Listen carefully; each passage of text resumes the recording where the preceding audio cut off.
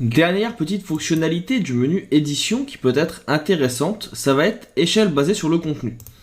Pour cela, prenez votre photo, qui est ici, et venez prendre l'outil donc recadrage.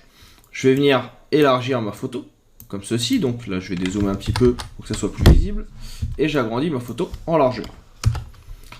J'appuie sur Entrée, on laisse se remplir bien sûr, et l'idée maintenant c'est que, donc déjà là vous voyez que le contenu est pris en compte tout de suite, on avait déjà vu ici qu'il fonctionne. Ça permet donc de venir modifier une photo. Il est possible aussi que, si vous n'avez pas coché contenu pris en compte, si vous venez agrandir votre photo, vous avez ici un fond blanc. Il est bien sûr possible de venir, par exemple, faire un petit déblocage de l'écran de fond. Là, je vais juste venir enlever cette partie blanche qui ne m'intéresse pas en venant supprimer. Et si maintenant vous faites un contrôle clic pour reprendre la sélection, vous allez dans Édition et vous allez dans Échelle basée sur le contenu. Vous allez pouvoir ici, en appuyant sur la touche Shift, élargir la photo. Et vous voyez que ça va déformer au minimum votre éléphant et surtout le fond, de façon à pouvoir l'agrandir. Vous appuyez sur Entrée et automatiquement ici, vous voyez que le contenu a été élargi. Si vous n'utilisez pas cette technique, que vous faites par exemple ici juste une déformation avec un CTRL T, toujours en appuyant sur Shift, vous voyez que votre éléphant va se déformer tout de suite. L'autre avantage de cet outil, c'est que, par exemple, vous allez pouvoir venir prendre en référence, alors j'ai oublié de valider, un personnage. Donc là, ici, je prends mon personnage. Je peux très bien venir donc dans Édition. On va enlever le petit cadenas.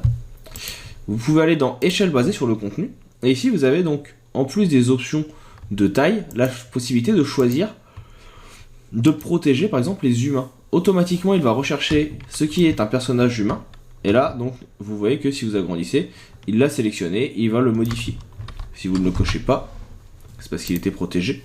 Si je fais échelle basée sur le contenu, hop, on décoche, c'est mieux. Vous voyez qu'il va le garder en place. Donc ça permet qu'il puisse normalement protéger ou non certaines parties. A savoir également que vous pouvez venir, par exemple, réaliser une sélection. Donc là, je vais venir juste faire une sélection un petit peu rapide avec l'outil masque. Donc c'est le bouton qui est ici. Si je reclique, j'ai fait une sélection. CTRL-ALT-I pour ne sélectionner que mon personnage. Je vais même aller un petit peu plus loin. Hop, on va venir sélectionner aussi le reste. Et si maintenant, donc, je reviens en mode sélection, je peux aller dans sélection ici, et je peux aller dans mémoriser la sélection. On va l'appeler test. On l'enregistre. Ça m'ajoute une couche ici, que vous avez qui s'appelle test, qui va donc enregistrer ce que j'ai fait. On va faire donc un CTRL D, on va décocher ici le petit cadenas. Si je fais maintenant édition basée sur le contenu, si je demande d'en protéger, je peux choisir la couche test que j'ai réalisée plus tôt. Ça veut dire que, quel que soit le déplacement, vous voyez que tout ce que j'avais sélectionné sera au minimum déformé. Et donc là, ça permet par exemple que l'île ne bouge pas non plus. Et d'être beaucoup plus précis si je veux adapter la taille de ma photo.